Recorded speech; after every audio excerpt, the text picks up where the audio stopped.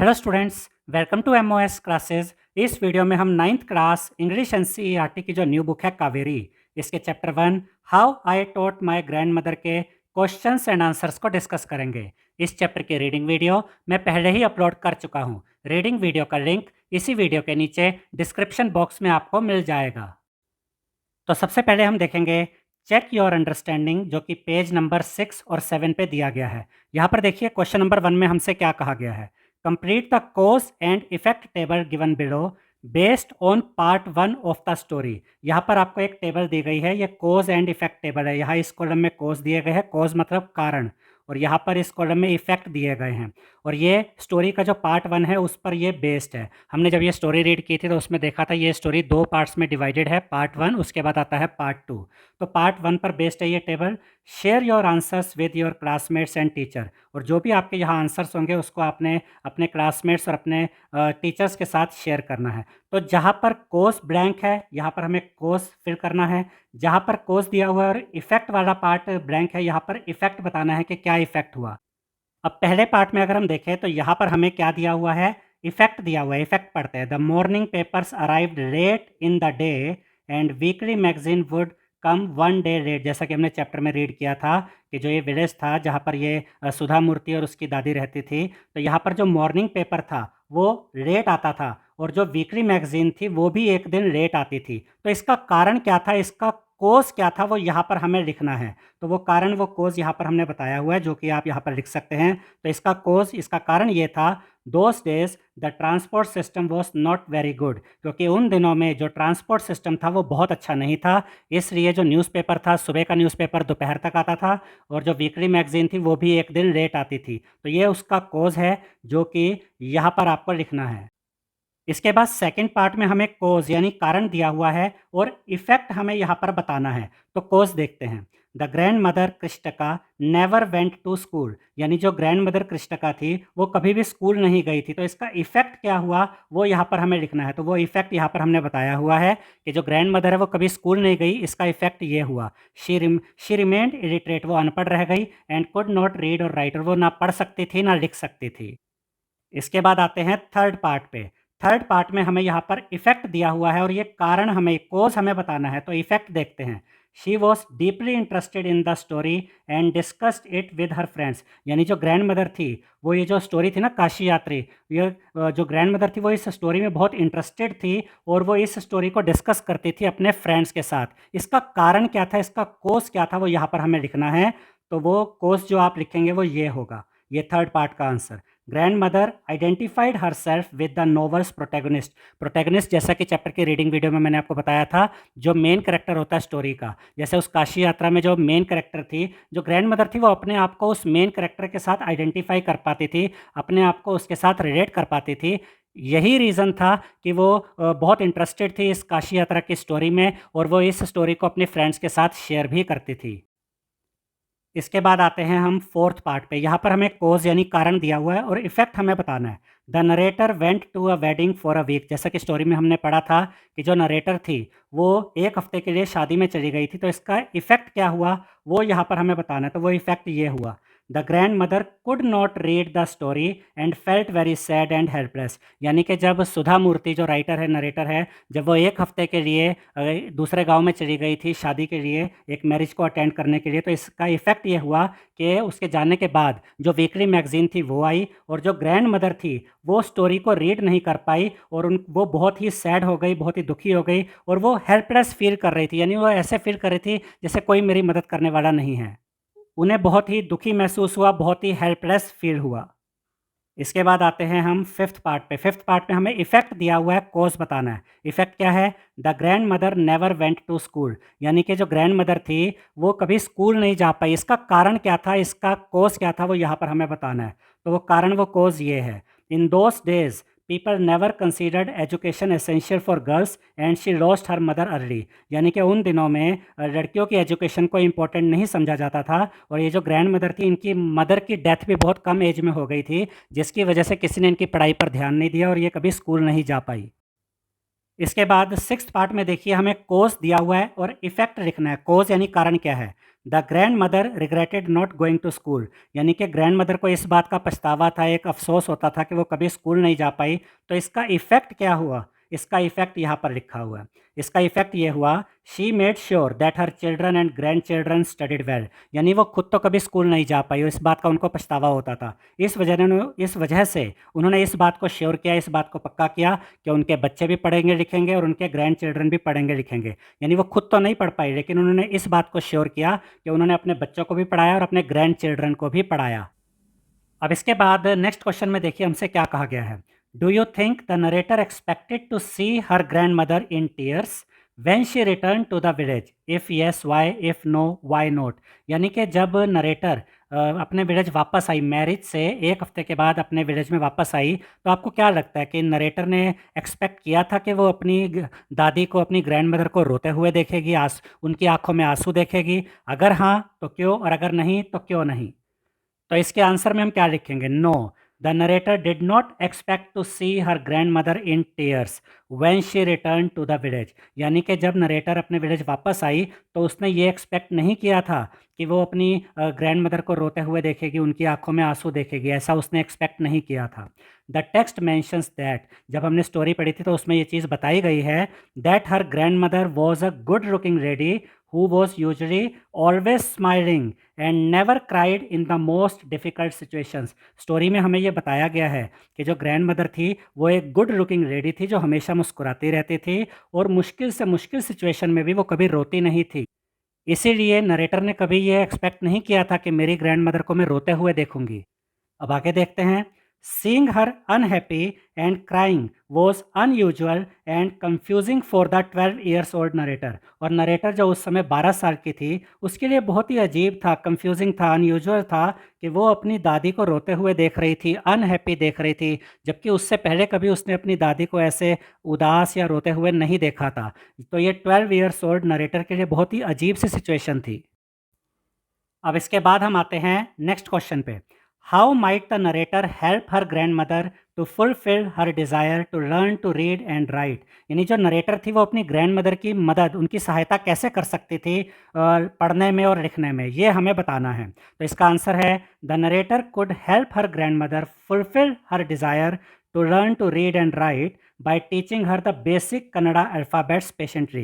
यानी जो नरेटर थी वो अपनी ग्रैंड मदर की मदद कर सकती थी पढ़ने में और लिखने में, उनको सिखाकर, क्या सिखाकर? बेसिक कन्नड़ा अल्फ़ाबेट सिखाकर, वो भी पेशेंटली यानी कि संयम के साथ। Starting from simple letters and gradually moving to words and sentences. यानी स्टार्टिंग में तो पहले वो अपनी ग्रैंड मदर को सिंपल लेटर सिखाती और उसके बाद वो धीरे धीरे उनको वर्ड्स पढ़ना और लिखना सिखाती और फिर उनको वो सेंटेंसेस पढ़ना और लिखना सिखाती। इस तरीके से वो मदद कर सकती थी अपनी ग्रैंड मदर की लिखने में और पढ़ने में। अब इसके बाद हमें दिया गया है check your understanding, page number 9 to 10। यहाँ पर देखिए हमसे इस क्वेश्चन में क्या कहा गया है। State whether the following sentences are true और फॉल्स। यहाँ पर हमें कुछ सेंटेंसेस दिए गए हैं, हमें बताना है इनमें से कौन से सेंटेंसेस ट्रू है, कौन से सेंटेंसेस फॉल्स हैं। Share your answer with your classmates and teacher, और अपने आंसर्स को अपने क्लासमेट्स और अपने टीचर के साथ शेयर करना है। पहला सेंटेंस देखते हैं। The grand mother wanted to learn the Kannada alphabet to gain independence. यानी कि जो ग्रैंड मदर थी वो कन्नड़ा अल्फ़ाबेट इसलिए सीखना चाहती थी ताकि वो आत्मनिर्भर बन सके। तो ये जो सेंटेंस है बिल्कुल सही है, ट्रू है। तो यहाँ पर हम लिखेंगे ट्रू। और हमने स्टोरी में इस चीज़ को समझा भी था कि ग्रैंड मदर इसलिए पढ़ना लिखना सीखना चाहती थी क्योंकि वो सेल्फ डिपेंडेंट होना चाहती थी, वो आत्मनिर्भर बनना चाहती थी। उसके बाद देखते हैं second sentence. The grand mother asked someone in the village to read Kashi Yatra to her while the narrator was away. यानी कि जब नरेटर कहीं बाहर गई हुई थी, जैसा हमने स्टोरी में पढ़ा था कि नरेटर एक मैरिज अटेंड करने के लिए चली गई थी, तो उस दौरान ग्रैंड मदर ने विलेज के ही किसी और व्यक्ति से कहा था कि तुम मेरे लिए काशी यात्रा पढ़ लो। तो ऐसा कुछ भी नहीं हुआ था, ग्रैंड मदर ने किसी से भी नहीं कहा था कि तुम मेरे लिए काशी यात्रा पढ़ लो, बल्कि वो तो वेट कर रही थी कि जब नरेटर आएगी, उसकी पोती आएगी, ग्रैंड डॉटर आएगी, तो वो उसके लिए पढ़ेगी। और उन्होंने विलेज में किसी से भी नहीं कहा था कि मेरे लिए काशी यात्रा पढ़ो। तो ये स्टेटमेंट, ये सेंटेंस गलत है, फॉल्स है। तो यहाँ पर हम लिखेंगे फॉल्स।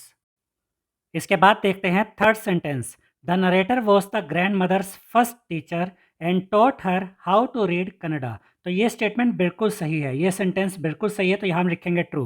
देखिए हमने स्टोरी में ये पढ़ा था कि जो नरेटर थी वो अपनी ग्रैंड मदर की फर्स्ट टीचर थी और नरेटर ने ही अपनी ग्रैंड मदर को कन्नड़ा पढ़ना सिखाया था, तो ये सेंटेंस सही है, इसलिए हमने लिखा ट्रू। अब नेक्स्ट सेंटेंस देखते हैं। The grand mother believed that there was no age limit for learning, यानी कि ग्रैंड मदर इस बात पर विश्वास करती थी कि लर्निंग के लिए, कुछ सीखने के लिए, पढ़ने लिखने के लिए कोई एज लिमिट नहीं होती। तो ये सेंटेंस भी बिल्कुल सही है, तो यहाँ पर हम लिखेंगे ट्रू, क्योंकि ग्रैंड मदर वाकई ऐसा सोचती थी कि पढ़ने लिखने के लिए कोई एज लिमिट नहीं होती है, तो ये स्टेटमेंट ट्रू है। अब आते हैं अगले सेंटेंस पे। The grand mother touch the narrator's feet as a mark of respect for her as a teacher, यानी कि ग्रैंड मदर ने नरेटर के पैरों को छुआ, यानी कि अपनी ग्रैंड डॉटर के पैरों को छुआ था एक रिस्पेक्ट के तौर पे, क्योंकि वो उसे एक टीचर के तौर पे रिस्पेक्ट दे रही थी। तो ये सेंटेंस बिल्कुल सही है, ये स्टोरी में भी हमने पढ़ा था कि इस स्टोरी के एंड में ग्रैंड मदर ने नरेटर के पैरों को छुआ था एज अ टीचर, उसको रिस्पेक्ट देते हुए। तो ये सेंटेंस ट्रू है, तो यहाँ पर हमने लिखा ट्रू। अब आते हैं नेक्स्ट सेंटेंस पे। The narrator was disappointed with the progress her grand mother made in learning to read, यानी कि नरेटर क्या डिसअपॉइंटेड थी, निराश थी अपनी ग्रैंड मदर की प्रोग्रेस से कि वो सही से सीख नहीं पा रही है। मतलब कुछ ऐसा था कि मैं तो इनको सिखा रही हूँ लेकिन ये सीख नहीं पा रही है, इस वजह से नरेटर कुछ निराश थी? बिल्कुल भी नहीं, नरेटर तो बल्कि बहुत खुश थी, क्योंकि स्टोरी जब हमने पढ़ी थी तो उसमें देखा था कि नरेटर को तो इस बात की खुशी थी कि मेरी ग्रैंड मदर तो इतनी हार्ड वर्किंग है, जो भी मैं सिखाती हूँ वो जल्दी से सीख जाती है। तो ये सेंटेंस गलत है, तो यहाँ पर हम लिखेंगे फॉल्स। अब इसके बाद देखिए हमें क्या दिया गया है। इसके बाद हमें दिया गया है क्रिटिकल रिफ्लेक्शन, पेज नंबर 10 से लेकर 13 तक। अब यहाँ क्वेश्चन नंबर 1 में क्या कहा गया है? Read the extracts given below and answer the questions that follow. अब यहाँ पर हमें 2 एक्सट्रैक्ट्स दिए गए हैं। पहला एक्सट्रैक्ट तो ये रहा, पहले ये एक्सट्रैक्ट हम देखेंगे और इससे रिलेटेड क्वेश्चन के आंसर देंगे। फिर इसके बाद एक और एक्सट्रैक्ट दिया गया है, उसे भी हम पढ़ेंगे और फिर उससे रिलेटेड क्वेश्चंस के भी हम आंसर देंगे। तो यहाँ पर देखिए इसी स्टोरी से लेकर ये कुछ पार्ट, ये एक्सट्रैक्ट हमें दिया गया है। When I came back to my village I saw my grand mother in tears. ये हमने स्टोरी में भी देखा था कि जब नरेटर उस वेडिंग को अटेंड करके वापस आई थी 1 हफ्ते के बाद, 1 वीक के बाद, तो उसने देखा था कि उसकी ग्रैंड मदर की आंखों में आंसू थे। आई वॉज सरप्राइज, मुझे बहुत हैरानी हुई। For I had never seen her cry even in the most difficult situations, क्योंकि मैंने अपनी दादी को बहुत ज़्यादा डिफ़िकल्ट सिचुएशंस में भी कभी रोते हुए नहीं देखा था। ये कौन कह रही है? नरेटर कह रही है। ये सब हम स्टोरी में भी पढ़ चुके हैं। व्हाट हैड हैपेंड, क्या हुआ? आई वॉज वरीड, मुझे चिंता हुई कि हुआ क्या था, कि ग्रैंड मदर की आंखों में आंसू क्यों थे। अब उसके बाद नरेटर ने क्या कहा? अव्वा, इज़ एवरीथिंग ऑलराइट, क्या सब ठीक है? आर यू ओके, क्या तुम ठीक हो? आई यूज़ टू कॉल हर अव्वा, यानी कि नरेटर अपनी ग्रैंड मदर को अव्वा कहती थी, which means mother in the Kannada spoken in north Karnataka. North Karnataka में कन्नड़ा भाषा में मदर को अव्वा कहा जाता है, तो जो ये नरेटर थी ये अपनी ग्रैंड मदर को अव्वा कहती थी। अब तब ग्रैंड मदर ने क्या किया? She nodded but did not reply, यानी कि ग्रैंड मदर ने सर हिलाया लेकिन कोई जवाब नहीं दिया। I did not understand and forgot about it, और मुझे भी कुछ समझ नहीं आया, नरेटर कह रही है मुझे भी कुछ समझ नहीं आया और मैं इस बारे में भूल गई। इन द नाइट, जब रात हुई, आफ्टर डिनर, डिनर के बाद, we were sleeping in the open terrace of our house, तो हम अपने घर के ऊपर खुली छत पे सोए हुए थे। It was a summer night, ये गर्मियों की एक रात थी। And there was a full moon, और ये फुल मून वाली नाइट थी। Avva came and sat next to me, तब अवा यानी कि ग्रैंड मदर आई और मेरे साथ में, मेरे क्लोज, मेरे साथ में बैठ गई। Her affectionate hands touched my forehead, और उन्होंने प्यार भरे हाथों से मेरे माथे को छुआ। अब इस एक्सट्रैक्ट से रिलेटेड पहला क्वेश्चन देखते हैं। Complete the following sentence with the appropriate option. यहाँ पर हमें एक सेंटेंस दिया गया है, इस सेंटेंस को हमें कंप्लीट करना है और इन 4 ऑप्शन में से जो सही ऑप्शन है वो हमें यहाँ पर लिखना है। तो पहले तो ये सेंटेंस पढ़ते हैं। The phrase never seen her cry in the most difficult situations tells us that the grand mother was. जैसा कि अभी हमने पढ़ा था कि जो नरेटर है वो ये कहती है कि मैंने तो ग्रैंड मदर को मुश्किल से मुश्किल सिचुएशन में भी कभी रोते हुए नहीं देखा था। इससे हमें ग्रैंड मदर के बारे में क्या पता चलता है, उनकी कौन सी क्वालिटी पता चलती है? तो यहाँ 4 ऑप्शन है, तो इसमें सही ऑप्शन रहेगा स्ट्रॉन्ग विल्ड। तो यहाँ पर आप क्या लिखेंगे? Strong willed. स्ट्रॉन्ग विल्ड का मतलब क्या हुआ? यानी कि जो ग्रैंड मदर थी वो बहुत ही मजबूत इच्छा शक्ति वाली एक महिला थी और मुश्किल सिचुएशंस में भी वो कमज़ोर नहीं पड़ती थी, इसलिए यहाँ पर हमने लिखा स्ट्रॉन्ग विल्ड। अब इसी एक्सट्रैक्ट से रिलेटेड सेकंड क्वेश्चन देखते हैं। Complete the following with the correct option from those given in the brackets. यहाँ पर ये सेंटेंस दिया गया है जो कि इनकम्प्लीट है, ब्लैंक स्पेस है। हमें यहाँ पर ये 2 ऑप्शंस दिए गए हैं, इनमें से सही ऑप्शन हमें यहाँ पर लिखना है। देखिए यहाँ क्या कहा गया है, grandmother did not reply when the narrator asked if she was alright because she might have been too dash to respond. यानी कि जब नरेटर ने अपनी ग्रैंडमदर की आंखों में आंसू देखे और नरेटर ने अपनी ग्रैंडमदर से पूछा कि क्या बात हो गई है, क्या परेशानी है, तो ग्रैंडमदर ने कोई आंसर नहीं दिया, उसको रिप्लाई नहीं किया। तो उस समय वो मतलब कैसी उनकी हम कह सकते हैं कि क्या कंडीशन थी या क्या उनकी सिचुएशन थी? क्या वो उस समय बहुत इमोशनल थी या बहुत थकी हुई थी? तो सही आंसर है इमोशनल। तो यहाँ पर आप क्या लिखेंगे? इमोशनल। तो यहाँ पर हमने लिख दिया है इमोशनल। और हमें कैसे पता चलता है कि वो इमोशनल थी? क्योंकि हमने स्टोरी में ये पढ़ा था कि जब उनकी ग्रैंड डॉटर पास के गाँव में जाती है शादी अटेंड करने, तो तब वो मैगज़ीन आ जाती है जिसमें काशी यात्रा की स्टोरी छपी होती है और ग्रैंड मदर को पढ़ना लिखना नहीं आता था, तो वो पढ़ नहीं पाती है उस स्टोरी को, जिसकी वजह से वो बहुत ज़्यादा दुखी होती है। और इस टाइम पर जब वो देखती है कि मेरी ग्रैंड डॉटर वापस आ गई है और वो उनसे पूछ रही है कि क्या बात हो गई, तो वो उस टाइम इतनी इमोशनल हो चुकी थी कि उन्होंने कोई रिप्लाई ही नहीं किया उसको। और वैसे भी ये जो दूसरा ऑप्शन है टायर्ड, ये तो यहाँ पर वैसे भी सेट नहीं हो रहा है, तो सही ऑप्शन यहाँ पर इमोशनल ही है। अब इसी एक्सट्रैक्ट से रिलेटेड ये थर्ड क्वेश्चन देखते हैं। Identify the clue from the extract that indicates a rural setting with traditional customs. तो ये जो एक्सट्रैक्ट अभी हमने पढ़ा, इसमें हमें वो कौन सा क्लू मिलता है जिससे कि हमें गाँव के जो तौर तरीके होते हैं, उनके रहने का जो तरीका है, उसके बारे में कुछ पता चलता है। तो इसके आंसर में हम लिखेंगे the clue from the extract that indicates a rural setting with traditional custom is. तो इस एक्सट्रैक्ट में जो क्लू हमें मिलता है जिससे हमें गाँव के कस्टम्स या वहाँ के तौर तरीकों के बारे में कुछ पता चलता है, वो क्लू ये है जो इस एक्सट्रैक्ट में भी हमने पढ़ा था। We were sleeping in the open terrace of our house on a summer night. यानी ये गर्मियों की रात थी और हम अपने घर के ऊपर खुली छत पे सोए हुए थे, ये नरेटर ने हमें बताया था।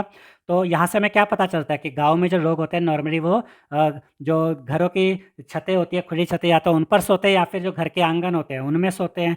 तो यही आगे लिखा हुआ है, traditionally people in rural area sleep on the terrace. यानी कि गाँव के जो लोग होते हैं वो या तो अपने घर की छतों पर सोते हैं और कोर्टयार्ड या फिर घर के आंगन में सोते हैं इन समर गर्मियों में। अब इसके बाद इसी एक्सट्रैक्ट से रिलेटेड ये फोर्थ क्वेश्चन देखते हैं। Which lines of the extract establish a tender atmosphere. यानी ये जो एक्सट्रैक्ट अभी हमने पढ़ा, इसमें वो कौन सी लाइन्स है जिनसे हमें पता चलता है कि जो वातावरण है वो प्रेम से भरा हुआ है, स्नेह से भरा हुआ है। तो इसके आंसर में हम लिखेंगे the lines of the extract that establish a tender atmosphere are. यानी वो लाइन्स जिनसे हमें पता चलता है कि एक प्रेम से भरा हुआ वातावरण है, वो लाइन्स ये हैं। It was a summer night and there was a full moon, Avva came and sat next to me. यानी कि एक ये समर नाइट थी और फुल मून वाली नाइट थी, और अव्वा यानी कि ग्रैंड मदर आई और मेरे पास बैठ गई। ये कौन कह रहा है? ये नरेटर कह रही है कि ग्रैंड मदर आई और मेरे पास बैठ गई। Her affectionate hands touched my forehead. और उन्होंने अपने प्यार भरे हाथों से मेरे माथे को छुआ।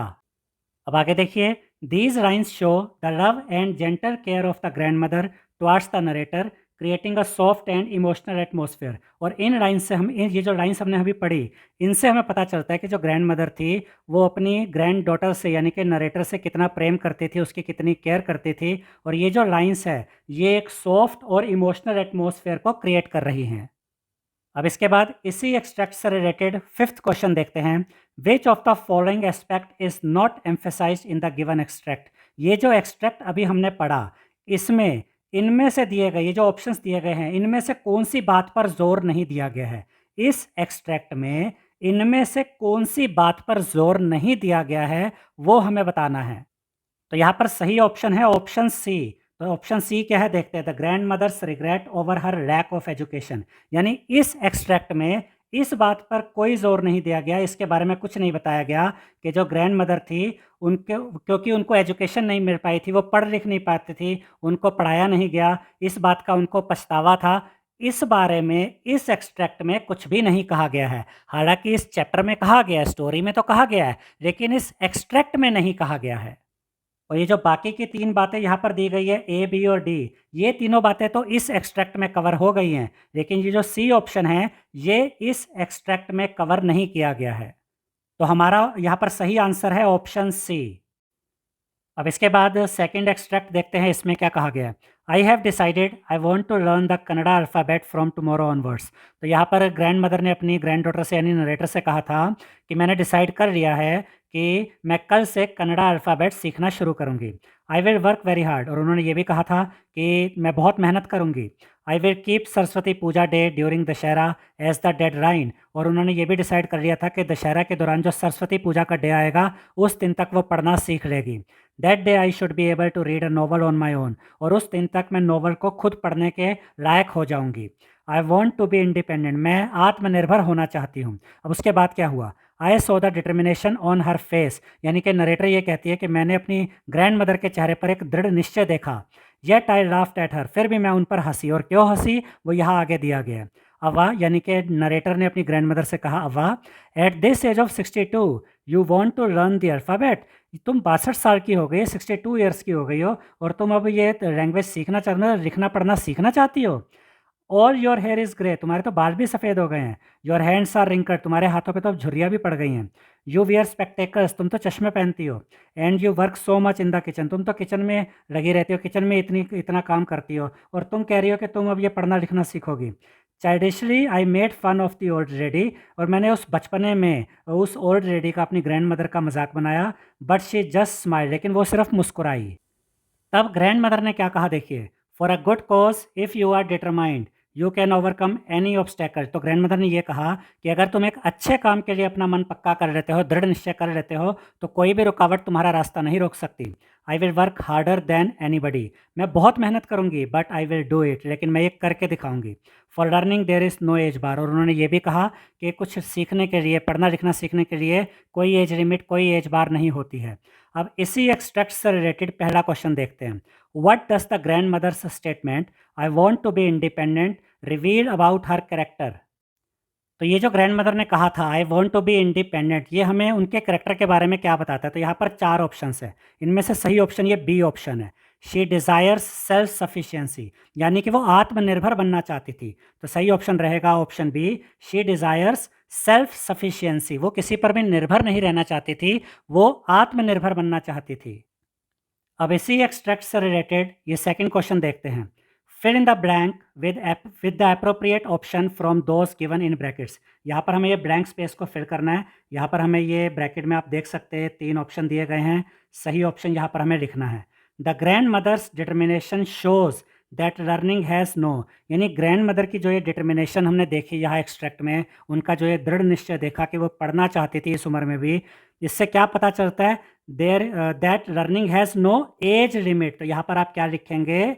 As limit. इससे हमें ये पता चलता है कि कुछ सीखने के लिए, पढ़ना लिखना सीखने के लिए, कुछ भी सीखने के लिए कोई एज लिमिट नहीं होती है। अब इसी एक्सट्रैक्ट से रिलेटेड थर्ड क्वेश्चन देखते हैं। Complete the following with a suitable reason. यहाँ पर हमें ये इनकम्प्लीट सेंटेंस दिया गया, इसको कंप्लीट करना है। The narrator laughs at her grand mother's decision to learn the alphabet at the age of 62 because. यानी कि जो ग्रैंड मदर थी वो 62 ईयर्स ओल्ड थी, और उन्होंने कहा कि मैं पढ़ना लिखना चाहती हूँ। तो नरेटर उनके ऊपर हंसी थी कि वो 62 ईयर्स की थी और इस उम्र में वो पढ़ना सीखना चाहती थी। तो वो क्यों हंसी थी, इसका रीज़न हमें यहाँ पर लिखना है। तो यहाँ पर आप क्या लिखेंगे? She finds the idea of starting to learn at such an advanced age unrealistic and funny. यानी कि अच्छा, एडवांस एज का मतलब है इतनी बड़ी जो एज हो जाती है, जैसे 62 ईयर्स की एज है। तो नरेटर को ये लगा कि इतनी ज़्यादा इनकी एज हो गई है, तो इस एज में आकर अब ये पढ़ना लिखना सीखना चाहती है। ये नरेटर को अनरियलिस्टिक लगा, ये थोड़ा अजीब सा लगा और फनी भी लगा, जिसकी वजह से वो अपनी ग्रैंड मदर की इस बात पर हंसी कि वो 62 ईयर्स की एज में पढ़ना लिखना सीखना चाहती थी। अब इसी एक्सट्रैक्ट से रिलेटेड फोर्थ क्वेश्चन देखते हैं। List any 2 qualities displayed by the grand mother. तो इस एक्सट्रैक्ट से हमें ग्रैंड मदर की कौन सी 2 क्वालिटीज़ पता चलती है? तो यहाँ पर वो 2 क्वालिटीज़ हमने लिखी है। डिज़ायर फॉर इंडिपेंडेंस, यानी कि वो आत्मनिर्भर होना चाहती थी, किसी पर डिपेंडेंट नहीं रहना चाहती थी। एंड डिटर्मिनेशन, और उनके दृढ़ निश्चय का भी पता चलता है कि वो मन पक्का कर चुकी थी कि भले ही मेरी एज 62 है, लेकिन इस उम्र में भी मैं पढ़ना लिखना चाहती हूँ, तो मैं ये सीख कर दिखाऊंगी, मैं ये करके दिखाऊंगी। इस बात के लिए उन्होंने अपनी डिटर्मिनेशन को दिखाया था। तो 2 क्वालिटीज़ यहाँ पर हमें नज़र आती है, डिज़ायर फॉर इंडिपेंडेंस और डिटर्मिनेशन। अब इसके बाद इसी एक्सट्रैक्ट से रिलेटेड ये 5th क्वेश्चन देखते हैं। How can we say that the narrator is making assumptions about her grand mother. हम ये कैसे कह सकते हैं कि जो नरेटर थी वो अपनी ग्रैंड मदर के बारे में कुछ धारणाएं बना रही थी? मतलब इसी को हम इन शब्दों में भी कह सकते हैं कि हम ये कैसे बता सकते हैं कि जो नरेटर है वो ऐसा क्यों सोच रही थी कि मेरी दादी तो पढ़ना लिखना सीख ही नहीं सकती, इसके रीज़न क्या थे वो हमें बताने हैं। The narrator is making assumptions about her grand mother because she just her only by her age, क्योंकि वो उनको सिर्फ उनके एज के अकॉर्डिंग देख रही थी एंड फिजिकल अपेयरेंस के अकॉर्डिंग देख रही थी कि उनके तो ग्रे हेयर है, रिंकल्ड हैंड्स है और चश्मा पहनती है, and assumed that old age is a barrier to learning, और वो ये भी सोच के चल रही थी कि ये इतनी बूढ़ी हो चुकी है, अब ये क्या पढ़ना लिखना सीखेगी। Without considering grandmother's will power and capability, उसका ध्यान इस पर गया ही नहीं कि ग्रैंड मदर की विल पावर कितनी ज़्यादा थी। ग्रैंड मदर ये पक्का कर चुकी थी कि मैं सीखूंगी, एंड कैपेबिलिटी, और उसको अपनी ग्रैंड मदर की कैपेबिलिटी का भी अंदाज़ा नहीं था कि उसकी जो ग्रैंड मदर है उनकी विल पावर भी बहुत ज़्यादा है और उनकी कैपेबिलिटी भी बहुत ज़्यादा है। इस बात पर तो उसका ध्यान ही नहीं गया, जिसकी वजह से नरेटर अपने मन में ये सोच रही थी कि ग्रैंड मदर तो सीख ही नहीं पाएगी। अब इसके बाद देखिए हमसे क्या कहा गया है। यहाँ पर देखिए, आंसर द फॉलोइंग क्वेश्चंस। यहाँ पर हमें कुछ क्वेश्चंस दिए गए हैं और हमें इनके आंसर देने हैं। पहला क्वेश्चन क्या है? Why do you think the grand mother felt embarrassed to ask someone else to read to her while the narrator was away. तो जैसा कि हम जानते हैं कि जो नरेटर थी वो वेडिंग यानी शादी अटेंड करने के लिए एक दूसरे गाँव में गई थी 7 डेज़ के लिए। तो उस दौरान ग्रैंड मदर को शर्म क्यों महसूस हुई किसी और को ये कहने में कि मुझे ये स्टोरी पढ़कर सुना दो। हमें ये रीज़न बताना है कि ग्रैंड मदर ने किसी और से क्यों नहीं कहा कि मुझे ये स्टोरी सुना दो, पढ़कर सुना दो, उन्हें शर्म क्यों आ रही थी। तो इसका आंसर देखते हैं। The grand mother felt embarrassed to ask someone else to read to her while the narrator was away, यानी कि जब नरेटर बाहर गई हुई थी, दूसरे गांव गई हुई थी, तो ग्रैंड मदर को शर्म महसूस हुई थी किसी और को ये कहने में कि मुझे स्टोरी पढ़कर सुना दो। उसका रीज़न यहाँ पर आता है, because asking someone else to read to her felt like exposing her helplessness and lack of education which she found deeply humiliating. यानी कि अगर वो किसी और से ये कहती कि मुझे ये स्टोरी पढ़कर सुना दो, तो ये बात उस सामने वाले व्यक्ति पे प्रकट हो जाती कि जो ग्रैंड मदर है उसकी हेल्पलेसनेस दिख जाती कि ग्रैंड मदर दूसरों पर निर्भर है स्टोरी पढ़ने के लिए, और उनकी लैक ऑफ एजुकेशन भी नज़र आती कि इन ये तो पढ़ी लिखी भी नहीं है। तो इससे उनको थोड़ा ह्यूमिलेटिंग यानी कि इंसल्टिंग फील होता, इसलिए उन्होंने किसी से भी ये नहीं कहा कि मुझे ये स्टोरी पढ़कर सुना दो। अब इसके बाद नेक्स्ट क्वेश्चन में देखिए क्या कहा गया है।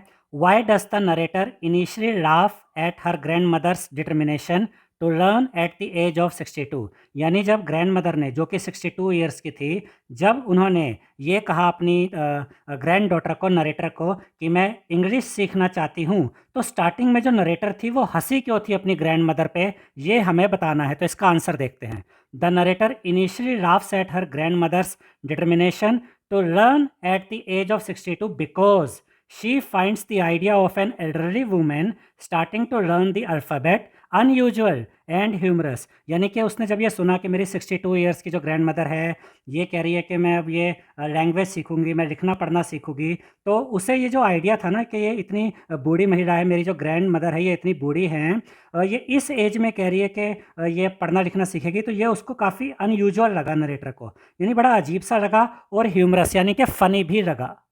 अब आगे देखिए, एट द टाइम यानी कि उस समय पर, जब जब ये बात हो रही थी उस समय पर जो नरेटर की सोच थी वो यहाँ बताई गई है। At the time she assumes that learning is meant for children. उस समय नरेटर की सोच ये थी कि जो लर्निंग है यानी पढ़ना लिखना ये तो बच्चों का काम होता है, not for those with grey hair and wrinkles. ये उन लोगों का काम नहीं है जिनके बाल भी अब सफ़ेद हो चुके हैं और जिनके शरीर पर अब झुर्रियाँ पड़ चुकी हैं। तो ये सोचकर वो हंसी थी कि मेरी दादी इतनी बड़ी एज में, 62 ईयर्स की एज में, अब ये पढ़ना लिखना कैसे सीख सकती है, इस वजह से वो हंसी थी। अब हम देखेंगे क्वेश्चन नंबर 3। थर्ड क्वेश्चन में देखिए हमसे क्या कहा गया है। What significance does the story of Kashi Yatra have in both the grand mother's life and the story. यानी ये जो स्टोरी थी काशी यात्रा की, इसका क्या महत्व है, इसकी क्या इंपॉर्टेंस है। एक तो ग्रैंड मदर्स की लाइफ में हमें इसकी इंपॉर्टेंस बतानी है, और ये जो स्टोरी हमने पढ़ी है ना, how I taught my grand mother to read, इसमें इस काशी यात्रा की क्या महत्व है, इसका क्या इंपॉर्टेंस है, ये हमें बताना है। तो इसके आंसर में हम लिखेंगे सिग्निफिकेंस ऑफ काशी यात्रा इन ग्रैंड मदर्स लाइफ। तो पहले तो हम ये चेक करेंगे कि ग्रैंड मदर की लाइफ में काशी यात्रा की जो स्टोरी है उसका क्या महत्व है। उसके बाद हम देखेंगे कि ये जो स्टोरी हमने पढ़ी है, जो चैप्टर हमने पढ़ा है, how I taught my grand mother to read, इसमें काशी यात्रा स्टोरी का क्या महत्व है वो भी हम देखेंगे। तो पहले तो हम ये देखते हैं कि ग्रैंड मदर की लाइफ में काशी यात्रा स्टोरी का क्या महत्व है। The grand mother identified herself with the novel's protagonist and she was the one most interested in knowing what happened next in the story. यानी ग्रैंड मदर नॉवल की जो प्रोटैगनिस्ट थी, यानी नॉवल में जो मेन कैरेक्टर था वो भी एक ओल्ड लेडी थी।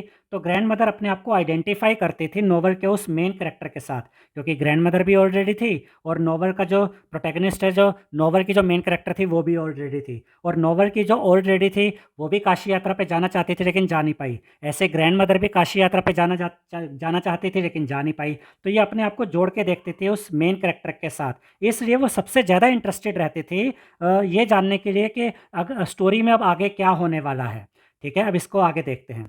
हर interest in Kashi Yatra served as her primary motivation to become literate, so she would not have to wait for someone else to read it to her. तो जैसा हमने देखा था कि जब नरेटर यानी कि ग्रैंड डॉटर कुछ दिनों के लिए बाहर चली गई थी शादी अटेंड करने, तो पीछे से ये मैगजीन आ गई थी और ग्रैंड मदर ये पढ़ नहीं पाई थी कि स्टोरी में क्या हुआ। तो ये जो काशी यात्रा की स्टोरी थी यही उनके लिए एक प्राइमरी मोटिवेशन बन गई। इस स्टोरी में जो उनका इतना इंटरेस्ट था यही उनके लिए मोटिवेशन बन गया लिटरेट बनने के लिए, पढ़ने लिखने के लिए। और उन्होंने ये डिसाइड किया कि अब मुझे पढ़ना लिखना सीखना है और मुझे किसी पर भी इस चीज़ के लिए निर्भर नहीं रहना है। अगर उनका इंटरेस्ट नहीं होता इस काशी यात्रा की स्टोरी में तो उनको कोई प्रोत्साहन ही नहीं मिलता कि पढ़ना लिखना क्यों है। ये काशी यात्रा की जो स्टोरी थी इसमें उनका जो इंटरेस्ट था ये उनके लिए मोटिवेशन बन गया, जिसकी वजह से बाद में वो पढ़ना लिखना सीख पाई। तो काशी यात्रा स्टोरी का ये महत्व है ग्रैंड मदर की लाइफ में। अब हम देखेंगे कि इस चैप्टर में how I taught my grand mother to read, इसमें काशी यात्रा स्टोरी का क्या महत्व है। तो यहाँ हमने लिखा इन द स्टोरी, यानी अब इस स्टोरी के लिए how I taught my grand mother to read, इसके लिए काशी यात्रा स्टोरी का क्या महत्व है वो अब हम देखेंगे। तो यहाँ पर हमने लिखा story of Kashi Yatra has great significance in the story of how I taught my grand mother to read. यहाँ पर टू रीड भी आना चाहिए, how I taught my grand mother to read. ठीक है, तो अभी तक इसका क्या मतलब हुआ कि जो काशी यात्रा स्टोरी है इसका बहुत ज़्यादा महत्व है इस स्टोरी में, how I taught my grand mother to read वाली स्टोरी में, because When the narrator went for a wedding in a neighboring village for a week, क्योंकि जब नरेटर एक हफ्ते के लिए पड़ोस के गांव में चली गई थी वेडिंग अटेंड करने के लिए, द वीकली मैगजीन केम, तब वीकली मैगजीन आ गई थी पीछे से, and grand mother could not read the story, और ग्रैंड मदर स्टोरी नहीं पढ़ पाई थी। She felt helpless and dependent, तब उनको एहसास हुआ, अपनी हेल्पलेसनेस का एहसास हुआ, उनको एहसास हुआ कि मैं दूसरों पर निर्भर हूँ। Then she decided to learn the Kannada alphabet, फिर उन्होंने ये डिसाइड किया कि वो पढ़ना लिखना सीखेगी, कन्नड़ा अल्फ़ाबेट सीखेगी। तो इस स्टोरी पर भी तो काशी यात्रा का प्रभाव पड़ा ना। अगर काशी यात्रा ना होती, ये वाली स्टोरी अगर ना होती काशी यात्रा, तो ग्रैंड मदर को कभी ये ज़रूरत ही महसूस नहीं होती कि मुझे भी पढ़ना लिखना आना चाहिए, मैं तो डिपेंडेंट हूँ सब पर। इसका ये महत्व है इस स्टोरी में। कौन सी स्टोरी में? How I taught my grand mother to read वाली स्टोरी में भी काशी यात्रा का ये महत्व है, क्योंकि काशी यात्रा के बिना तो ये वाली स्टोरी भी नहीं बनती ना, how I taught my grand mother to read.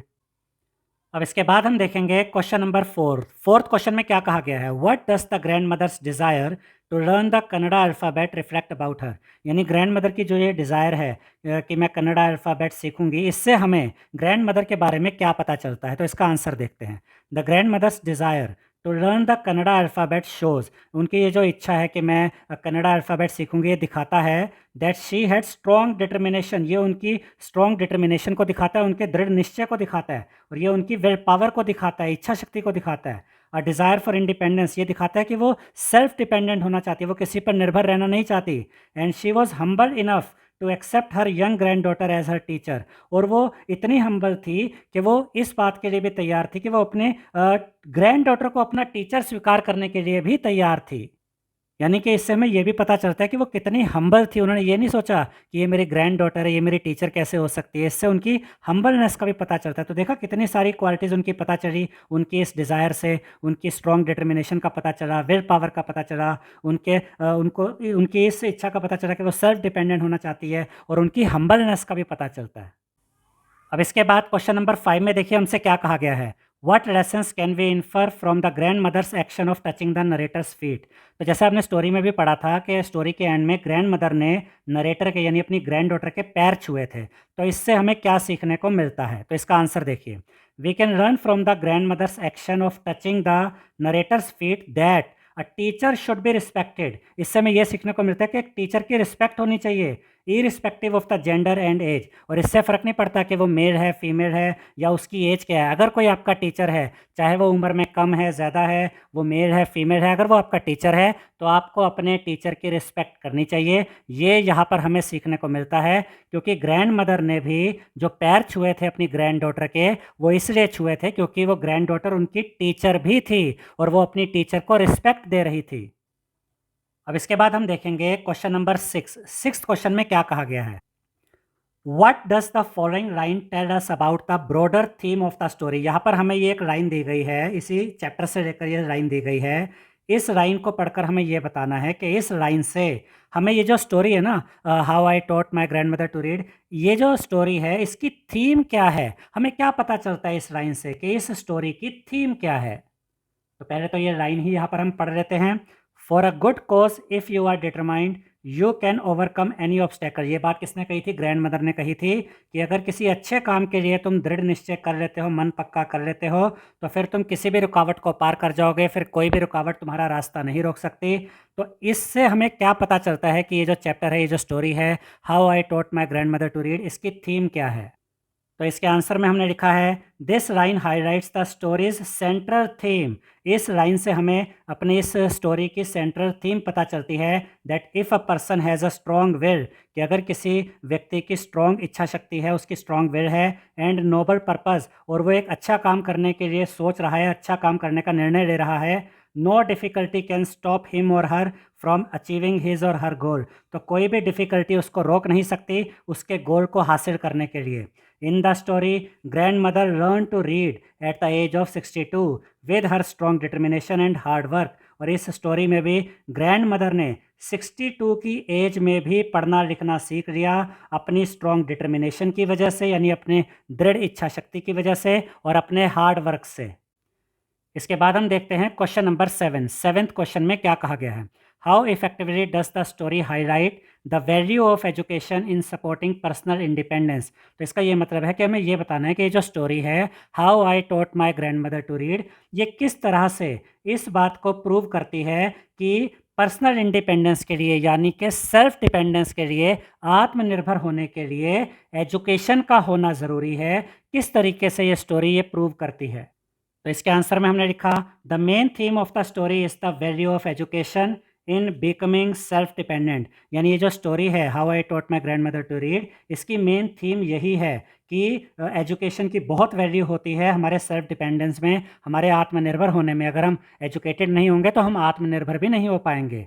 Grand mother realises that everything is useless if one is illiterate and dependent. यानी कि ग्रैंड मदर इस बात का एहसास होता है उनको कि अगर हर चीज़ यूज़लेस हो जाएगी अगर आप इलिटरेट है और अगर आप डिपेंडेंट है, यानी आप दूसरों पर निर्भर है, आप अनपढ़ हैं, आप पढ़ नहीं सकते, तो फिर बाकी सारी बातें यूज़लेस हो जाती है। And she realises the importance of being educated. और उनको इस बात का भी एहसास होता है ग्रैंड मदर को कि एजुकेटेड होने की क्या इंपॉर्टेंस होती है, एजुकेटेड होने की क्या महत्व होती है।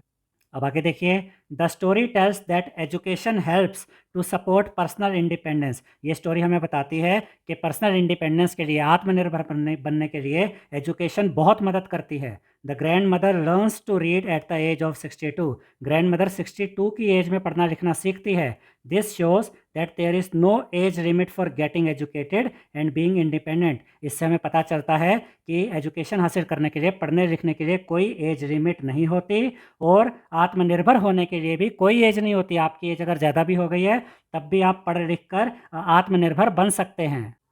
अब इसके बाद देखिए क्या दिया गया है, vocabulary and structures in context, page number 13 से लेकर 16 तक। और यहाँ पर क्वेश्चन नंबर 1 में क्या कहा गया देखिए, the expression hide and seek is used in the text. ये जो स्टोरी हमने पढ़ी थी इसमें ये एक्सप्रेशन यूज़ हुआ है, hide and seek. This is called binomial. इसको हम क्या कहते हैं? बाइनोमियल कहते हैं। अब बाइनोमियल क्या होते हैं वो यहाँ पर और भी डिटेल में बताया गया है। बाइनोमियल्स आर एक्सप्रेशंस, ये एक्सप्रेशंस होते हैं कंसिस्टिंग ऑफ टू वर्ड्स। इसमें दो वर्ड्स होते हैं, यहाँ पर भी दो वर्ड्स है ना, hide and seek. Usually linked by a conjunction like and और ये किसके द्वारा जुड़े होते हैं? कंजंक्शन के द्वारा, या तो एंड के द्वारा या और के द्वारा। तो हाइड और सीक भी कैसे जुड़े हुए हैं? एंड के द्वारा, ठीक है। That are commonly use together in a fixed order, और ये फिक्स्ड ऑर्डर में यूज़ होते हैं। जैसे कि हमेशा हम हाइड एंड सीक ही कहते हैं, हम सीक एंड हाइड नहीं कहते हैं इसको, तो ये एक ऑर्डर होता है इसका। फॉर एग्जाम्पल कुछ एग्जाम्पल दिए गए हैं, ऑड्स एंड एंड्स, ये भी बाइनोमियल का एग्जाम्पल है। इसके अलावा राइट और रॉन्ग, ये भी बाइनोमियल का एग्जाम्पल है। अब इसके बाद क्या कहा गया देखिए, match the binomials in column 1, यहाँ कॉलम 1 में हमें बाइनोमियल्स दिए गए हैं with their meanings in column 2, और इनके मीनिंग यहाँ पर दिए गए कॉलम 2 में। हमें बाइनोमियल्स को उनके मीनिंग्स के साथ मैच करना है। You may refer to a dictionary, आप डिक्शनरी की हेल्प भी ले सकते हैं। अब यहाँ पर सबसे पहला बाइनोमियल है सिंक और स्विम, तो इसका जो मीनिंग है वो मैच करता है ये 7 के साथ। तो पहले तो यहाँ पर मैं लिख देता हूँ कि ये मैच करता है 7 के साथ। सिंक और स्विम, इसका मतलब होता है सक्सीड और फेलियर विदाउट हेल्प। तो सिंक का मतलब होता है डूबना और स्विम का मतलब होता है तैरना। तो या तो आप बच जाएंगे या फिर आप डूब जाएंगे, यानी कि या तो आप सफल हो जाएंगे या फिर आप असफल हो जाएंगे। तो इसकी मैचिंग होती है 7 के साथ। उसके बाद है सेकंड वाला बाइनोमियल ऑन एंड ऑफ। अब ऑन एंड ऑफ का मतलब ये फिफ्थ वाले के साथ मैच करता है, सम टाइम्स ओकेजनली, यानी कि कभी कभार। तो इसके साथ मैं यहाँ पर फिफ्थ लिख देता हूँ, ये फिफ्थ के साथ मैच करता है। ऑन एंड ऑफ यानी कि कभी कभार, सम टाइम्स ओकेजनली। इसके बाद थर्ड बाइनोमियल देखिए, mix and match. Mix and match का मतलब होता है ये फर्स्ट वाला, put different things together to get a range of possibilities. जब आप बहुत सारी चीज़ों को एक साथ रख के फिर कंपेयर करते हैं कि उनमें कितनी पॉसिबिलिटी, क्या क्या पॉसिबिलिटीज़ बन सकती है, इसको हम कहते हैं मिक्स एंड मैच। तो यहाँ मैचिंग होती है फर्स्ट के साथ, यानी कि बहुत सारी चीज़ को एक साथ रख के पॉसिबिलिटीज़ की रेंज पता करना। इसके बाद नेक्स्ट है बाइनोमियल ऑल और नथिंग, ये मैच होता है एट्थ के साथ। तो यहाँ पर पहले मैं इसके साथ ये एट्थ लिख देता हूँ, ये मैच होता है एट्थ के साथ, एट्थ ये रहा। ऑल और नथिंग मतलब something to be done completely or not at all, यानी काम को या तो पूरा कर दो या बिल्कुल भी मत करो, ऑल और नथिंग। अब फिफ्थ नंबर पे जो बाइनोमियल है वो है पार्ट एंड पार्सल, ये मैच करता है सेकंड के साथ, complete part of or belong to. Part and parcel यानी किसी चीज़ का ज़रूरी हिस्सा जो होता है, तो इसकी मैचिंग हुई यहाँ पर सेकंड पार्ट के साथ। इसके बाद सिक्स नंबर पे है pick and choose. Pick and choose आपका मैच करता है थर्ड के साथ, choose only the best things people etcetera. तो यहाँ पर पहले तो मैं लिख देता हूँ कि ये मैच करता है थर्ड के साथ।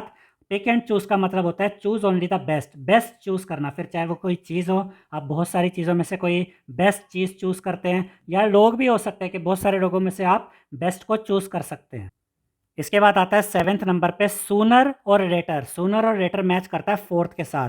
तो पहले तो मैं यहाँ फोर्थ मेंशन कर देता हूँ, इसका मतलब होता है at some time in the future, यानी फ्यूचर में कभी।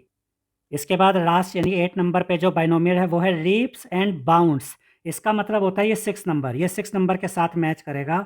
यहाँ मैं 6 मेंशन कर देता हूँ। लीप्स एंड बाउंड्स का मतलब होता है इंक्रीज और डेवलप वेरी क्विकली, यानी बहुत जल्दी ग्रोथ कर लेना, बहुत जल्दी डेवलप हो जाना, तरक्की कर लेना। अब ये मैचिंग तो हमने कर ली, लेकिन ये क्वेश्चन अभी कंप्लीट नहीं हुआ है। आगे देखिए क्या कहा गया है, now use any 5 of the above binomials in sentences of your own. यहाँ पर जो ये 8 बाइनोमियल्स थे ना, इनमें से कोई भी 5 बाइनोमियल्स आपको यूज़ करके सेंटेंसेस बनाने हैं, यानी ऐसे सेंटेंसेस बनाने हैं जिनमें ये बाइनोमियल यूज़ होने चाहिए। तो पहला देखिए, पहला हमने जो बाइनोमियल लिया वो है सिंक और स्विम। तो इसका सेंटेंस हमने क्या बनाया, when I started my new business it was truly sink or swim. जब मैंने अपना नया बिजनेस स्टार्ट किया था तो ये बिल्कुल सिंक और स्विम वाली सिचुएशन थी, या तो मैं सफल हो जाता या मैं असफल हो जाता। उसके बाद अगला बाइनोमियल ऑन एंड ऑफ, जिसका मतलब मैंने ऊपर अभी आपको बताया था कभी कभार, जो ओकेजनली होता है, समटाइम्स। ऑन एंड ऑफ, तो इसका सेंटेंस मैंने क्या बनाया है, I have been going to the gym on and off for the last few years. पिछले कुछ सालों से मैं कभी कभार जिम जाता हूँ, मतलब रेगुलर नहीं हूँ, कभी कभार जाता हूँ। उसके बाद नेक्स्ट जो बाइनोमियल यूज़ किया गया वो है ऑल और नथिंग, या तो पूरा या बिल्कुल भी नहीं। तो इसका सेंटेंस देखिए, he is an all or nothing type of player. वो एक all or nothing type of player है। ही आइदर स्कोर्स 10 गोल्स और प्लेस टेरिबली, या तो वो 10 गोल कर देगा या फिर वो बड़ा ही खराब खेलेगा। इसके बाद नेक्स्ट हमने जो यूज़ किया है बाइनोमियल वो है pick and choose. Pick and choose का हमने मीनिंग देखा था ना, पिक एंड चूज़ का मतलब है कि चूज़ ओनली द बेस्ट। तो इसका सेंटेंस मैंने क्या बनाया, the librarian allowed us to pick and choose any 3 books. Librarian ने हमें अलाउ किया कि हम अपनी मर्जी से 3 बुक्स को पिक एंड चूज़ कर सकते थे। अपनी मर्जी से जो हमारी नज़र में सबसे बेस्ट 3 बुक्स थी उनको हम चूज़ कर सकते थे। इसके बाद जो फिफ्थ मैंने यहाँ पर बाइनोमियल यूज़ किया है वो है सूनर और लेटर।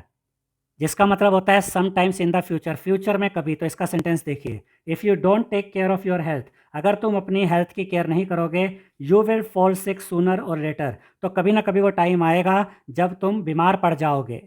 और वो टाइम अभी भी आ सकता है, थोड़ा बाद में भी आ सकता है, फ्यूचर में कभी भी वो टाइम आ सकता है। अब इसके बाद नेक्स्ट क्वेश्चन में देखिए हमसे क्या कहा गया है। Read the following words from the text given in the box below. अब यहाँ पर हमें कुछ वर्ड्स दिए गए हैं और ये सभी वर्ड्स इसी स्टोरी में से लेकर हमें दिए गए हैं। How I taught my grand mother to read, इसी स्टोरी में से लेकर ये वर्ड्स दिए गए हैं। Unhappy, unusual, unfortunately, irrespective, independent. अब आगे देखिए, these words are made by adding suitable prefixes un, I R या फिर I N to give an opposite और negative meaning to the words.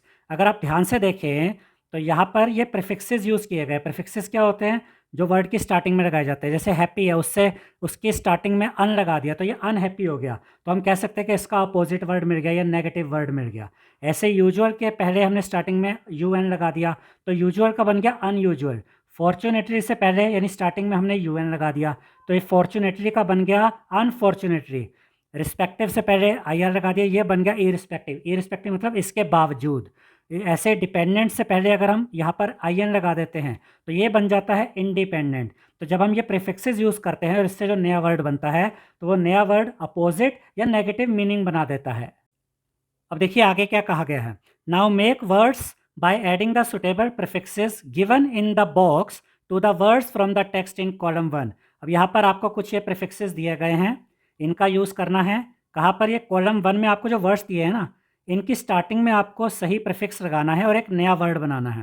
Right the prefixed words in column 2, और जो भी नया वर्ड बनेगा वो यहाँ कॉलम 2 में लिखना है। One example has been done for you, एक एग्जाम्पल करके दिखाया गया है।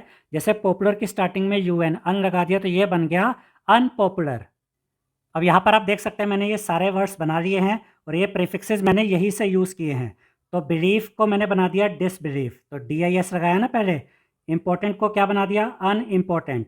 रिस्पेक्ट, इसको बना दिया डिसरिस्पेक्ट। करेक्ट को बना दिया इनकरेक्ट, क्योंकि यहाँ पर ये आई एन दिया हुआ है ना, तो यही सब यूज़ कर रहा हूँ मैं। फिर कॉन्टिन्यू को बना दिया डिसकॉन्टिन्यू, यहाँ पर आप देख सकते हैं ये डी आई एस भी यूज़ कर सकते हैं हम। अंडरस्टैंड को हमने क्या बना दिया? मिसअंडरस्टैंड। ऑर्डिनरी को क्या बना दिया? Extra ordinary. इंटरेस्टिंग को क्या लिखेंगे? अनइंटरेस्टिंग, ठीक है। और पॉसिबल को कैसे लिखेंगे? इम्पॉसिबल। यहाँ पर आप देख सकते हैं ये आई एम भी हम प्रीफिक्स के रूप में यूज़ कर सकते हैं। तो इस तरीके से जितने भी वर्ड्स थे इनके साथ इनकी स्टार्टिंग में हमने प्रीफिक्स का यूज़ करके नए वर्ड्स बना दिए हैं। अब इसके बाद नेक्स्ट क्वेश्चन में देखिए क्या कहा गया है। Identify any 5 words with prefixes from the story and make sentences using each. यानी जो स्टोरी हमने पढ़ी how I taught my grand mother to read, इसमें से हमें 5 ऐसे वर्ड्स लेने हैं जिनमें कि प्रीफिक्सेस का यूज़ हुआ है और फिर उन वर्ड्स का यूज़ करके हमें सेंटेंस बनाने हैं।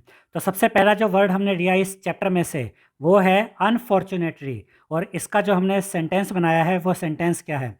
Unfortunately I forgot my text book at home today, यानी कि दुर्भाग्यवश मैं आज अपनी टेक्स्ट बुक घर पर भूल आया। तो ये जो वर्ड है अनफॉर्चुनेटली, यहाँ पर आप देख सकते हैं कि ये यू एन प्रीफिक्स का यूज़ हुआ है ना। तो ऐसे वर्ड्स आपको देखने हैं इस चैप्टर में से, इस स्टोरी में से, और उन वर्ड्स का यूज़ करके सेंटेंस बनाने हैं। अब इसके बाद जो सेकंड वर्ड हमने लिया है इस स्टोरी में से वो है अनहैप्पी। इसमें भी प्रीफिक्स यूज़ हुआ है ना, यू एन।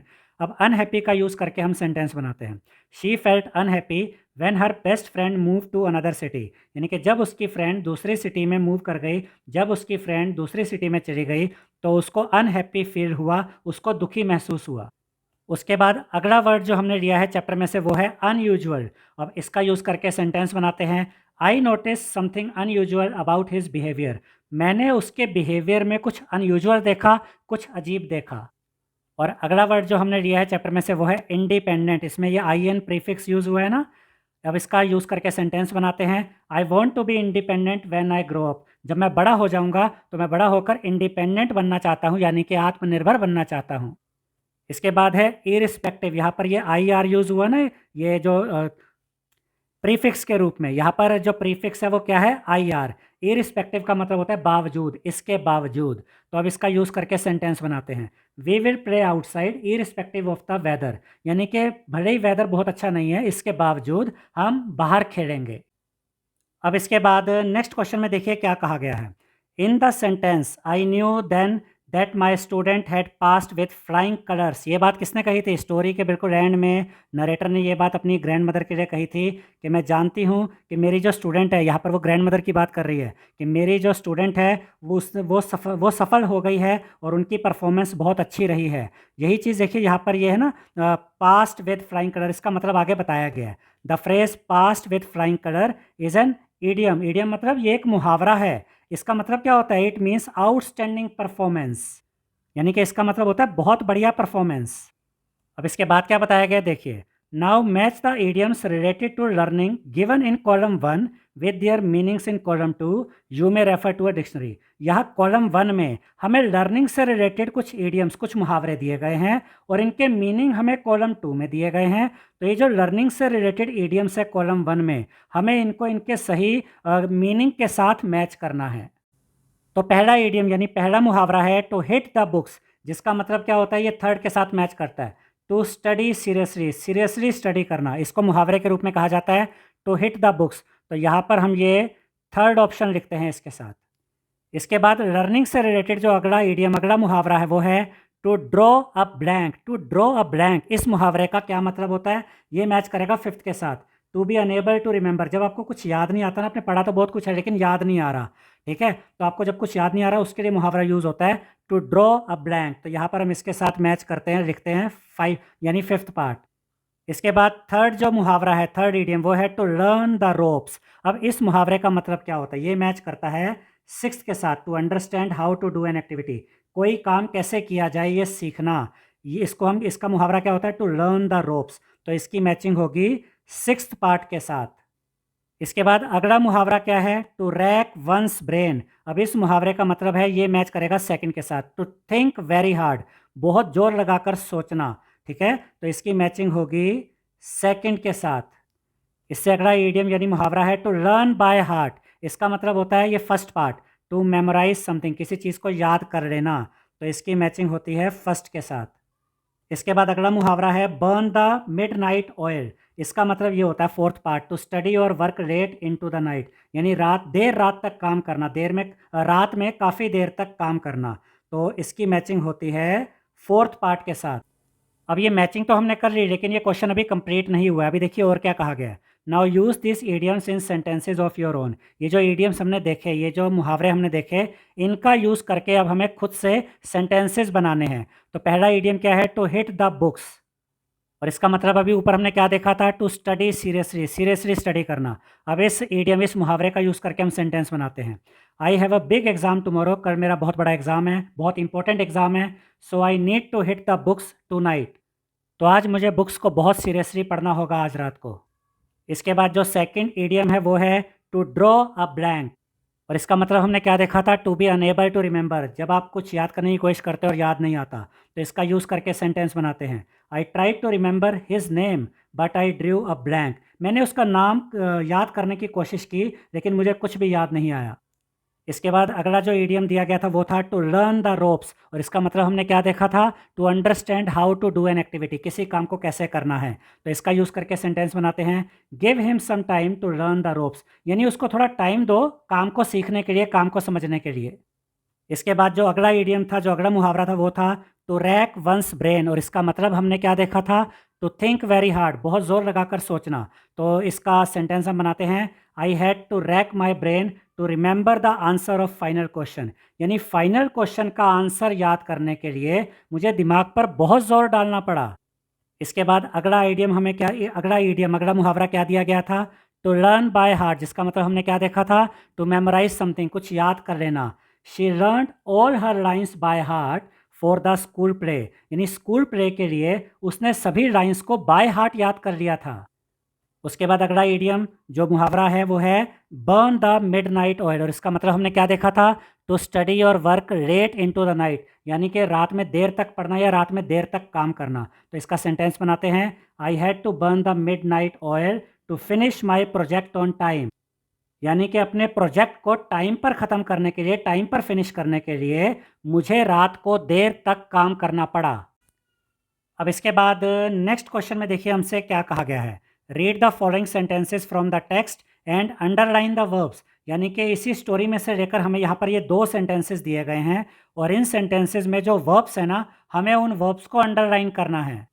तो पहला सेंटेंस देखते हैं। Secretly I bought Kashi Yatra which had been published as a novel by that time. यानी कि मैं सीक्रेटली काशी यात्रा जो नॉवल था वो खरीद कर ले आई, जो कि पब्लिश हो चुका था एक नॉवल के रूप में उस समय तक। तो यहाँ पर देखिए, एक तो ये बॉट है ना, ये वर्ब है। इसके अलावा हैड बीन पब्लिश्ड, ये भी वर्ब है। अभी मैं इसको डिटेल में समझाऊंगा कि इनका मतलब क्या है, ठीक है। इसके अलावा सेकेंड सेंटेंस देखते हैं। I knew then that my student had passed with flying colours. तो यहाँ पर न्यू ये भी एक वर्ब है और हैड पास्ट ये भी वर्ब है। अब इनका भी क्या मतलब है ये भी मैं अभी आपको बताऊंगा। अब इसको ध्यान से समझिएगा स्टूडेंट्स। जब आप दो ऐसे कामों की बात करते हैं जो कि पास्ट में हो चुके हैं, तो उसमें आपको ऑर्डर चेक करना पड़ता है कि पहले कौन सा काम हुआ और बाद में कौन सा काम हुआ। जैसे कि पहला सेंटेंस देखते हैं। Secretly I bought Kashi Yatra which had been published as a novel by that time. यानी मैं काशी यात्रा खरीद कर लाई जो कि पहले ही पब्लिश हो चुका था। अब बात को ध्यान से समझिए, आपको इस केस में ना ऑर्डर चेक करना पड़ता है। ये जो बोट है ये सेकंड फॉर्म है ब्रिंग बाय की सेकंड फॉर्म है, जिसको हम सिंपल पास्ट कहते हैं। और जब यहाँ पर हम देखते हैं हैड बीन पब्लिश्ड, तो ये हमें दिखाता है पास्ट परफेक्ट। अब ये पास्ट परफेक्ट क्या हुआ और सिंपल पास्ट क्या हुआ? जब दोनों ही काम ऐसे हैं, इस सेंटेंस में दो ऐसे काम हैं जो पास्ट में हो चुके हैं कि जो ये नरेटर थी वो खरीद कर लाई, ये काम भी पास्ट में हुआ। हैड बीन पब्लिश्ड, और ये पहले पब्लिश हो भी चुकी है ये नोवेल, ये भी पास्ट में हुआ। तो इसमें आपको ऑर्डर देखना पड़ता है कि पहले कौन सा काम हुआ, बाद में कौन सा काम हुआ। जो काम बाद में हुआ उसके लिए तो सिंपल पास्ट वाली फॉर्म लगती है, सेकंड फॉर्म ऑफ वर्ब। तो यहाँ पर जो बोट है ये सेकंड फॉर्म ऑफ वर्ब है, सिंपल पास्ट। और इसमें ये काम पहले ही हो चुका था क्योंकि नोवेल तो पहले ही पब्लिश हो चुकी थी, तभी तो वो खरीद के लाई। तो जो पहले ही हो चुका था ना काम, उसके लिए हम यूज़ करते हैं पास्ट परफेक्ट। और पास्ट परफेक्ट की ये पहचान है, हैड बीन आया, फिर वर्ब की थर्ड फॉर्म आई। तो ये भी वर्ब है, ये पास्ट परफेक्ट को दिखा रहा है, और ये भी वर्ब है, ये सिंपल पास्ट को दिखा रहा है। अब अगला वाला सेंटेंस एक बार दोबारा से देखते हैं। I knew then that my student had passed with flying colours. यहाँ पर ये जो न्यू है ये सिंपल पास्ट है, क्योंकि ये ऑर्डर में देखेंगे तो ये बाद में हुआ। पहले कौन सा काम हुआ? Had passed with flying colours. यानी कि वो ये जानती थी कि उसकी जो ग्रैंड मदर है, उसकी जो स्टूडेंट है, वो मतलब उसने बहुत अच्छा परफॉर्म किया है। तो पहले क्या काम हुआ था? पहले परफॉर्म किया था। तो जो पहले आपको ऑर्डर चेक करना पड़ रहा है, दोनों ही काम पास्ट में हुए हैं, लेकिन उसमें जो काम पहले हुआ वो पास्ट परफेक्ट की तरह आएगा, हेड पास्ट लिखेंगे। और जो काम उसमें बाद में हुआ है, ऑर्डर में देखेंगे जो काम बाद में हुआ, वहाँ पर उसमें सेकंड फॉर्म यानी कि सिंपल पास्ट आया, ठीक है। अब जितनी चीज़ें मैंने आपको सिखाई वही चीज़ें यहाँ बताई गई है। We use past perfect tense to indicate two completed actions. यहाँ पर हम दो कंप्लीटेड एक्शन की बात कर रहे हैं, वन अकरिंग अर्लियर यानी later past, and the other more recently recent past. जिसमें से हमें ऑर्डर जब देखना है तो हम ऐसे देखेंगे कि पहले कौन सा काम हुआ और बाद में कौन सा काम हुआ, हालांकि दोनों ही काम पास्ट में हो चुके हैं। आगे देखिए, the more recent action is expressed in the simple past. ये मैंने आपको बताया, ऑर्डर के हिसाब से देखेंगे तो जो बाद में काम हुआ है वो सिंपल पास्ट की तरह आएगा। While the earlier action takes the past perfect tense, और जो काम उसमें पहले हुआ होगा उसमें पास्ट परफेक्ट की तरह आएगा। अब यहाँ ये एग्जाम्पल दिए गए हैं, इनसे भी समझ लेते हैं। By the time I reached the party every one had finished eating. यानी कि जब तक मैं पार्टी में पहुंचा सभी लोग वहां पर खाना खा चुके थे। तो इसमें ऑर्डर देखिए, पहले कौन सा काम हुआ?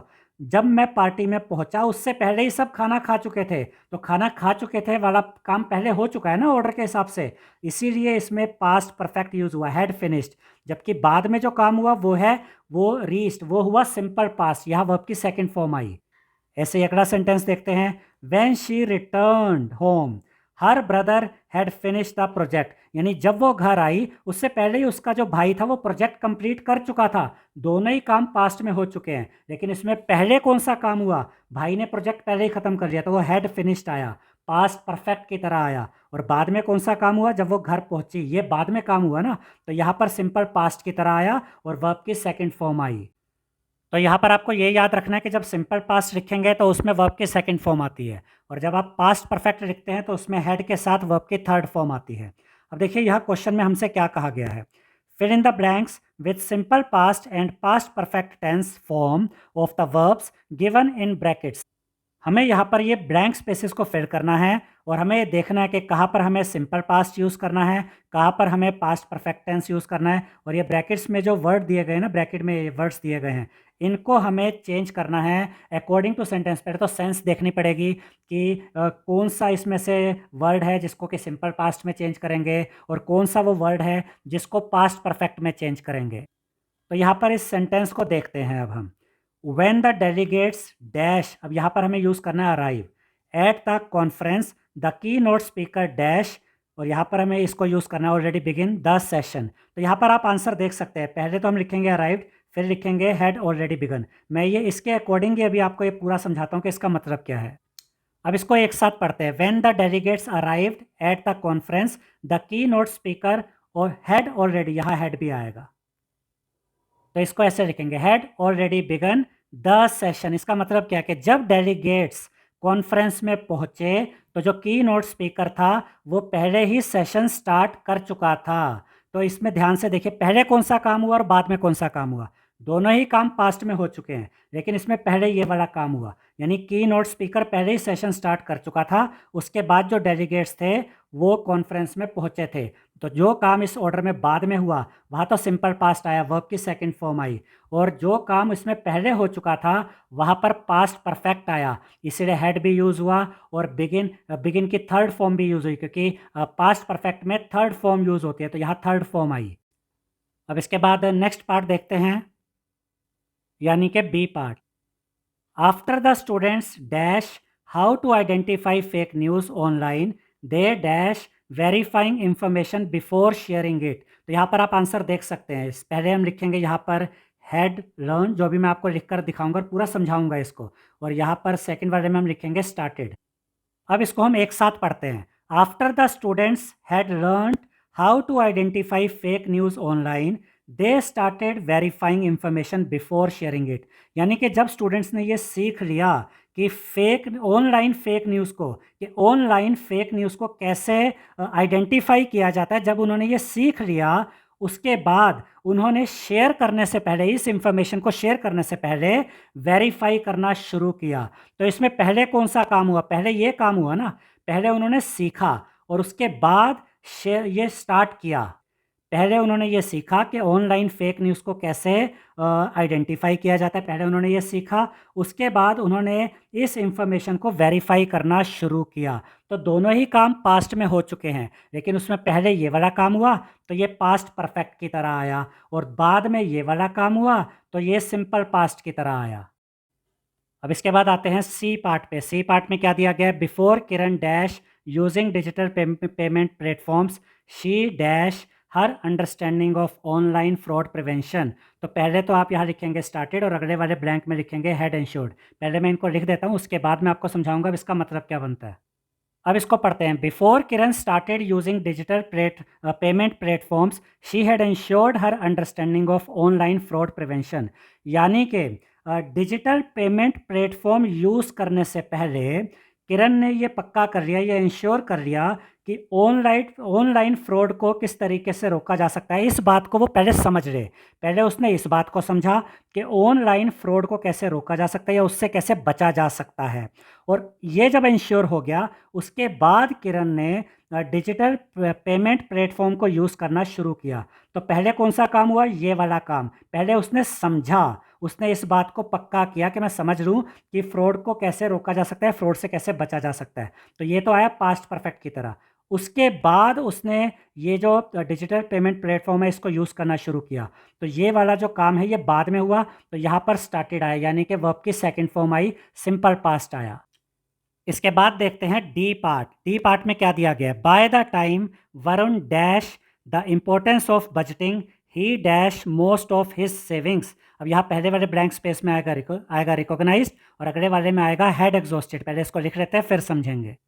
अब इसको पढ़ते हैं। By the time Varun recognised the importance of budgeting he had exhausted most of his savings. अब यहाँ पर यह कहा गया है कि जब तक वरुण को इस बात की समझ आई कि बजटिंग की क्या इंपॉर्टेंस है, बजट करना यानी ये ध्यान रखना कि कितना पैसा खर्च करना है, कितनी सेविंग करनी है, जब तक उसने इस चीज़ को पहचाना, बजट की इंपॉर्टेंस को जब तक उसने रिकॉग्नाइज किया, जब तक उसने इसको समझा, ही had exhausted most of his saving, वो ऑलरेडी बहुत सारी अपनी सेविंग्स गंवा चुका था। तो पहले कौन सा काम हुआ, वो पहले ही गंवा चुका था अपनी सेविंग्स, तो यहाँ पर पास्ट परफेक्ट यूज़ हुआ, हैड एग्जॉस्टेड आया, और बाद में उसने इस चीज़ को रिकॉग्नाइज किया, पहचाना, बजटिंग की इंपॉर्टेंस को पहचाना, ये वाला काम उसने बाद में किया। तो ये वाला काम बाद में हुआ, तो ये सिंपल पास्ट की तरह आया, यहाँ पर सेकंड फॉर्म आई। अब देखते हैं ई पार्ट। ई पार्ट में क्या कहा गया है, when Raghu dash to the cyber security webinar the instructor dash the importance of strong passwords. अब यहाँ पर पहले ब्लैंक स्पेस में आप लिखेंगे लॉग्ड इन और सेकंड वाले में लिखेंगे हैड ऑलरेडी डिस्कस्ड। तो पहले इसको लिख लेते हैं, फिर समझते हैं। अब इसको पढ़ते हैं। When Raghu logged in to the cyber security webinar the instructor had already discussed the importance of strong passwords. यानी कि जब रघु ने ये साइबर सिक्योरिटी वेबिनार में लॉगिन किया, जब उसने इसको ज्वाइन किया, लॉगिन किया, तो जो इंस्ट्रक्टर था वो ऑलरेडी स्ट्रॉन्ग पासवर्ड की इंपॉर्टेंस डिस्कस कर चुका था। तो इसमें पहले ये वाला काम हुआ ना, हैड ऑलरेडी डिस्कस, ये काम पहले हुआ, तो यहाँ पास्ट परफेक्ट आया, और ये वाला काम बाद में हुआ, लॉगिन उसने बाद में किया। ठीक है, तो ये आया सिंपल पास्ट की तरह, यहाँ पर वर्ब की सेकंड फॉर्म आई। अब इसके बाद नेक्स्ट क्वेश्चन में देखिए हमसे क्या कहा गया है, fill in the blanks with the correct form of verbs given in brackets. यहाँ पर हमें ये ब्लैंक स्पेसेस फिल करना है करेक्ट फॉर्म ऑफ वर्ब्स के साथ।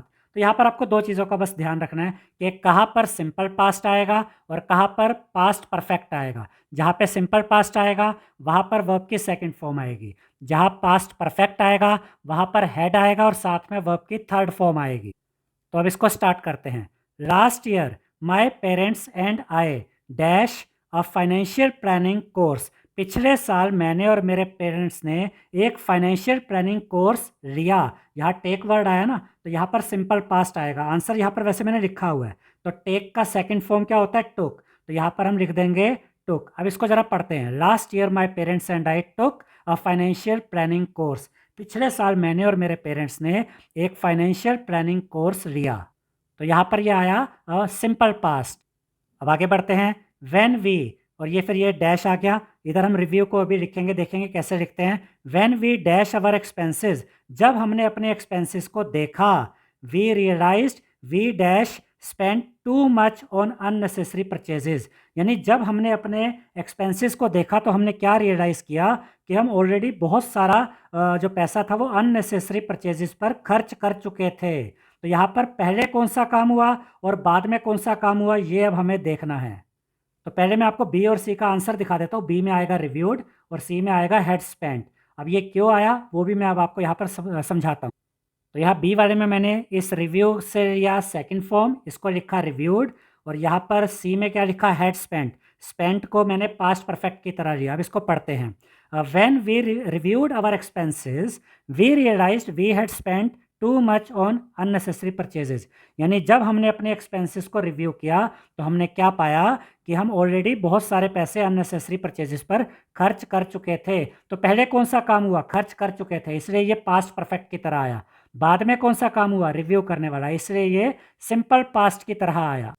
अब आगे के जो ब्लैंक स्पेसेस हैं वो पहले ही फिल कर देता हूँ ताकि हम एक साथ इसको पढ़ सकें और ईजिली आपको ये समझ में आ जाए। अब आगे बढ़ते हैं।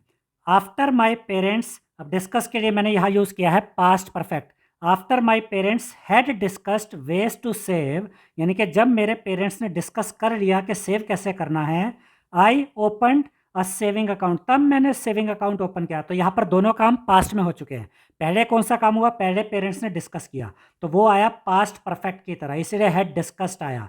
और उसके बाद मैंने अगर सेविंग अकाउंट ओपन किया तो ये काम बाद में हुआ ना, तो यहाँ पर ये सिंपल पास्ट की तरह आया, ओपन की सेकंड फॉर्म यहाँ पर यूज़ हुई। अब आगे बढ़ते हैं। By the time we set our budget, जब तक कि हमने बजट सेट किया, तो यहाँ पर ये सिंपल पास्ट की तरह आया। सेट की सेकंड फॉर्म भी पास्ट ही होती, सेट ही होती है सेकंड फॉर्म भी, तो ये सेट आपका सिंपल पास्ट ही दिखा रहा है। By the time we set our budget, जब तक कि हमने बजट सेट किया। The course had already introduced investment strategies, तब तक जो कोर्स था उसमें ऑलरेडी इन्वेस्टमेंट स्ट्रेटजीज इंट्रोड्यूस हो चुकी थी। ये काम ऑलरेडी हो चुका था, इसलिए ये पास्ट परफेक्ट की तरह आया। आगे, वी हरिड, यहाँ पर हमने सिंपल पास्ट यूज़ किया। We hurried to take notes, हमने फटाफट से नोट्स लिए। But many participants had completed their financial plans, लेकिन उस समय तक बहुत से पार्टिसिपेंट्स ऑलरेडी अपना फाइनेंशियल प्लान कंप्लीट कर चुके थे। यानी जब तक हमने अपने नोट्स लिए तब तक कई पार्टिसिपेंट्स अपना फाइनेंशियल प्लान कंप्लीट कर चुके थे। तो ये काम पहले ही कंप्लीट कर चुके थे, तो यहाँ पर इसको पास्ट परफेक्ट की तरह लिया। और जो हमने जल्दी की ये बाद में की ना, तो ये सेकंड फॉर्म की तरह आया, तो ये सिंपल पास्ट की तरह आया। यानी कि कई लोग पहले ही अपना फाइनेंशियल प्लान कंप्लीट कर चुके थे, पास्ट परफेक्ट, उसके बाद हमने जल्दी किया और नोट्स लिए, तो ये जो हरीड आया सिंपल पास्ट की तरह आया। अब इसके बाद देखिए, डिस्पाइट दैट वी इंजॉयड, यहाँ पर सिंपल पास्ट आया, सेकंड फॉर्म आई इंजॉय की। Despite that we enjoyed learning how to manage money wisely, यानी हमने जो ये सीखा कि मनी को वाइजली कैसे मैनेज करना है, इसको सीखते हुए हमने बहुत इंजॉय किया। यहाँ पर ये सिंपल पास्ट आया। और ये जितने भी आंसर हैं वो यहाँ पर भी लिखे हुए हैं, यहाँ से भी आप चेक कर सकते हैं। आई होप स्टूडेंट्स आपको हमारा ये वीडियो पसंद आया होगा। अगर आपको हमारा ये वीडियो पसंद आया है तो इस वीडियो को लाइक करें, शेयर करें, हमारे चैनल को सब्सक्राइब करें और बेल आइकन बटन ज़रूर दबाएं, जिससे हमारी हर नई वीडियो का नोटिफिकेशन आपको मिलता रहे। Thank you.